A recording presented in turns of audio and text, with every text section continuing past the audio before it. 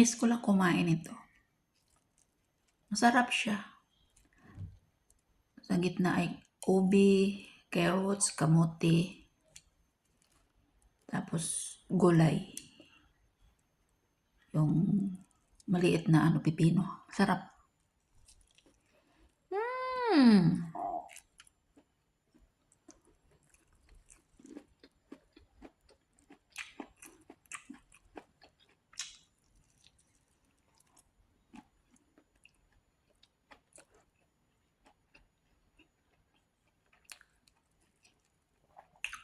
Sarap siya.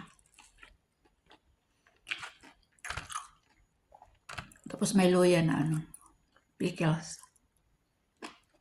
Sarap. Yan, pipino yan.